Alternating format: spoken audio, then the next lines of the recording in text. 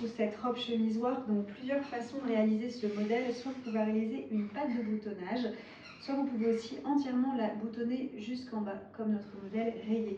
On vous montrera aussi dans la vidéo comment réaliser une finition bas de manche comme ceci. Vous verrez, c'est hyper simple à réaliser. Et du coup, ça a une finition du coup hyper élégante. Vous pourrez aussi, si vous le souhaitez, cintrer cette chemise.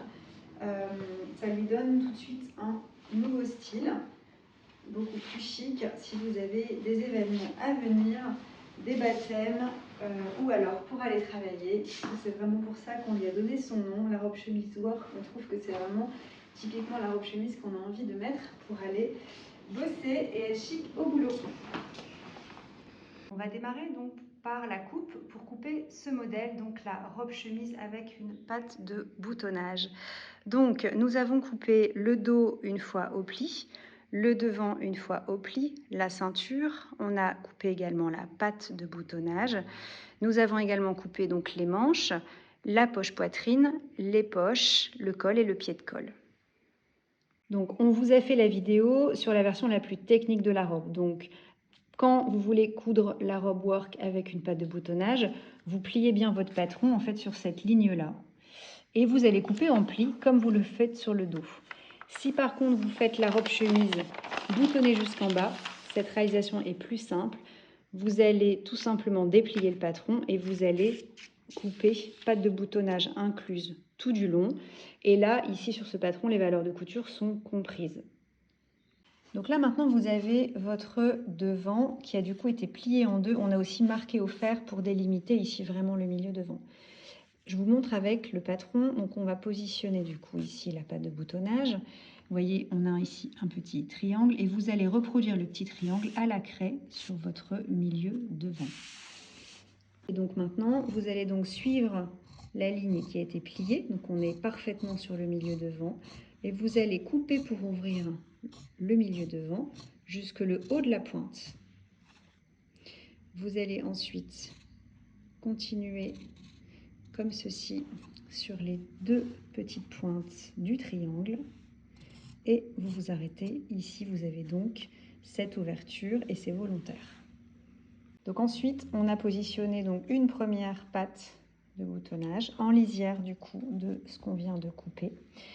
Vous allez du coup prolonger avec une petite craie la pointe sur la patte de boutonnage, comme ceci.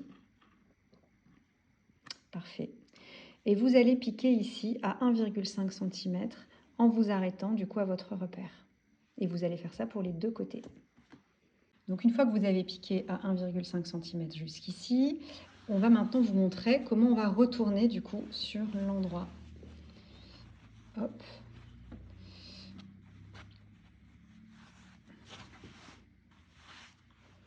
Voilà, donc vous obtenez une patte de boutonnage comme ceci. Voilà. Et donc là, vous allez pouvoir voir sur l'envers. Donc on aurait pu surfiler avant, là on va le faire après. Donc on va surfiler les extérieurs, ici aussi, et de l'autre côté l'extérieur. Mais vous pouvez surfiler avant, ce sera peut-être plus simple. On vous montre aussi du coup la petite pointe qui dépasse, comme ceci. Donc n'oubliez pas toujours de bien repasser. Et puis du coup on va vous montrer cette dernière petite piqûre qu'il faut faire. Donc vous recouchez comme ça du coup cette partie de votre chemise, robe chemise. Et du coup vous réalisez du coup une petite piqûre ici à 1 mm du bord pour que tout se maintienne bien en place. Pour une jolie finition, vous pouvez aussi réaliser une petite piqûre nervure du coup à 1 mm du bord de chaque partie de la patte de boutonnage. Ensuite, vous allez assembler les épaules et piquer donc à 1 cm du bord et vous allez coucher les coutures côté dos. Puis, nous allons attaquer le col. Donc, pour le col, vous allez thermocoller un pied de colle sur les deux et un montant de colle sur les deux. Vous allez du coup ensuite assembler endroit contre endroit les deux tombées de colle. Vous allez piquer ici à 1 cm et vous allez ici dégarnir comme ceci et vous allez dégarnir aussi comme ceci. Voilà, ça vous permettra quand vous allez retourner sur l'endroit d'avoir un col plus joli avec moins d'épaisseur à l'intérieur. Donc là, on a retourné sur l'endroit. N'hésitez pas à faire un petit coup au ciseau dans les pointes du pied, du tombé de colle, pardon. Et on va aussi réaliser une petite surpiqûre à 0,5 mm du bord. Voilà, pour le tombé de colle. Pour vous faciliter le montage au niveau du coup du pied de colle, vous allez reporter du coup le cran ici. Donc on a deux crans. On a un cran ici taille S et on a un cran ici taille S. Donc on a fait une petite fente dans le tissu qu'on a reporté du coup sur notre tissu. Là maintenant, donc, vous allez prendre le pied de colle qui a été thermocollé. Vous allez positionner au-dessus le tombé de colle, entre les repères. C'est pour ça que c'est plus simple d'avoir fait du coup le petit cran. Vous allez poser au-dessus le deuxième pied de colle. Voilà. Et vous allez piquer ici, comme vous montrerez avec le ciseau, à 1 cm du bord. Là, donc on a piqué. On va donc maintenant dégarnir comme ceci. Inutile de surjeter puisque tout ça va être à l'intérieur de vos coutures. Donc vous dégarnissez des deux côtés, vous retournez et vous repassez bien le col ainsi préparé. Alors là, on va maintenant assembler le col. Donc là, vous avez le dos de la robe, vous avez les deux devants de la robe et vous avez le col qui a été préparé. Donc il y a une partie thermocollée, une qui ne l'est pas. Donc vous allez prendre la partie non thermocollée et vous allez l'assembler du coup envers contre envers. Vous allez dans un premier temps mettre en lisière du coup la fin du col et vous allez positionner une épingle. Vous allez faire ça pour les deux côtés. Donc le col arrive en lisière de la patte de boutonnage. Hop, et on va mettre une petite épingle. Puis vous allez prendre du coup l'écran que nous avons fait tout à l'heure. C'est pour ça que c'est important de faire l'écran. Et donc l'écran vont se positionner au niveau des coutures des épaules. Et vous pouvez remettre une épingle. Top, de chaque côté.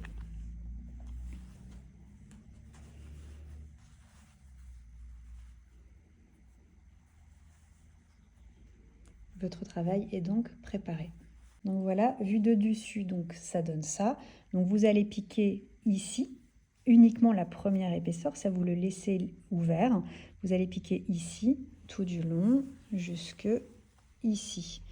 Il y a un peu d'embut, c'est normal. Donc il faut toujours que l'embut soit positionné côté couché de la machine pour que les griffes entraînent votre embut.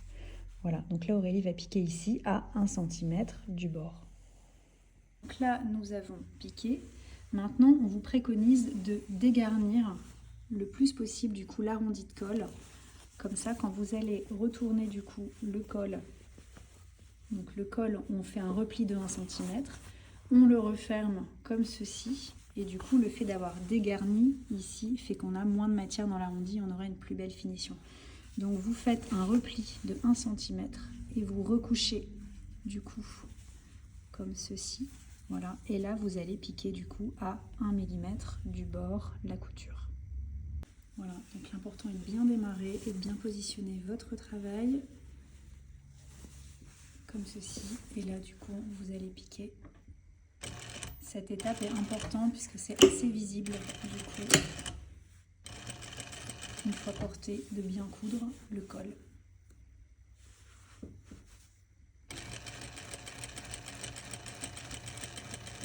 Donc nous allons maintenant assembler la manche. Donc là, la manche, elle est comme ceci. Donc ici, vous avez la tête de manche. Donc c'est la manche pliée en deux. Ça correspond du coup à la tête de manche. Vous allez mettre une épingle entre la tête de manche et du coup la couture épaule. Puis vous avez un petit cran au niveau de la manche. Donc le cran signifie qu'on est sur la manche devant. Donc là, je suis sur le devant de la robe et je vais me positionner donc le cran de la manche contre le cran du devant. Et puis ensuite, je vais fixer le dos et on va piquer ici tout simplement à 1 cm du coup du bord. La tête de manche du coup a été piquée, on a surfilé. Là, vous allez donc refermer la manche en deux et vous allez du coup piquer le reste de la manche avec du coup le reste de votre robe. Préalablement, nous allons faire du coup les poches de la robe. On va déjà vous expliquer comment réaliser donc les poches prises en couture si vous réalisez la version robe. Donc là, je suis sur le devant de la robe qui a été coupé en pliure puisqu'on va faire la patte de boutonnage.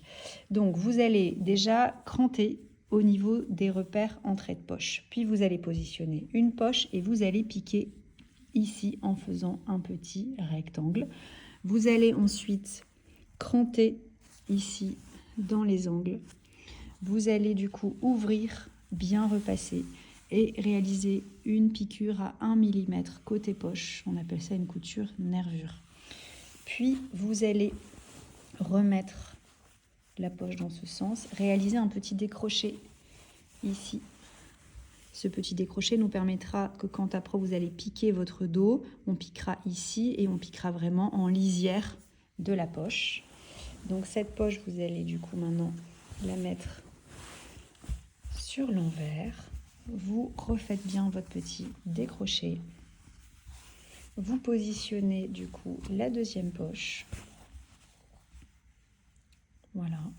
Vous allez du coup piquer pour fermer votre poche et surfiler. Et du coup, on vous montre l'autre qui a été faite. Ça a été fait.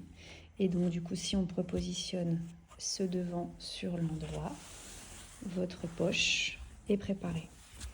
Donc là, je suis sur l'endroit. J'ai bien l'entrée de poche qui est faite.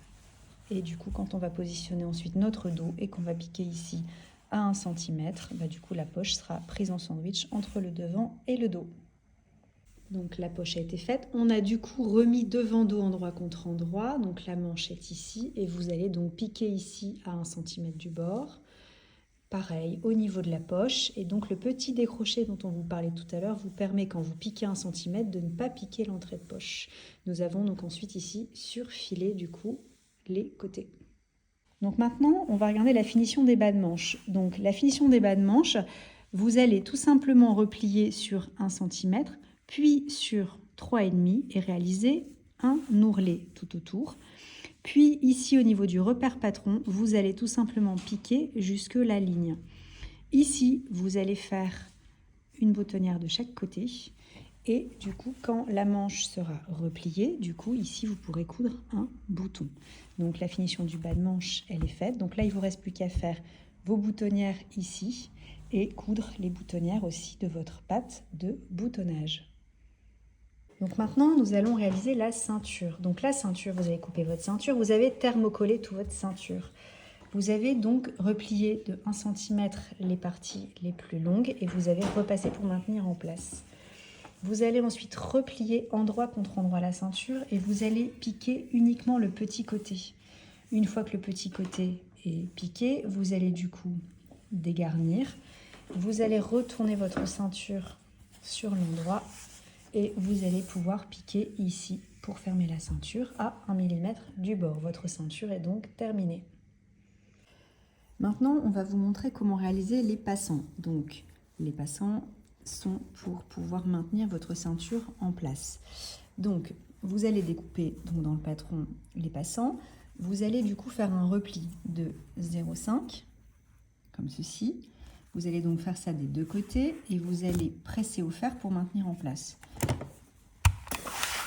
Voilà. Puis vous allez tout simplement replier encore comme ceci du coup le passant, re-maintenir au fer et vous allez faire une petite piqûre ici à 1 mm du bord. Ça vous fait du coup le passant et une fois que le passant est fait, vous allez replier chaque extrémité et vous allez piquer ça tout simplement aux emplacements patrons sur la robe chemise.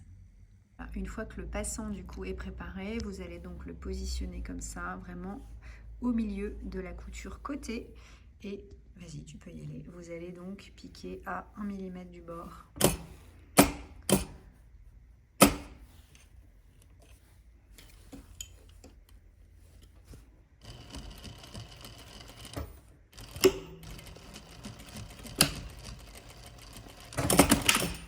Voilà, et vous allez faire ça pour les deux côtés. Votre robe chemise work est terminée. Elle peut donc se réaliser avec une patte de boutonnage ou entièrement boutonnée. Vous avez ici deux visuels et deux modèles réalisés ici en taille S. Si vous n'êtes pas à l'aise avec une finition avec un col ou que vous êtes débutante, vous pouvez aussi la coudre entièrement boutonnée sans col avec un biais.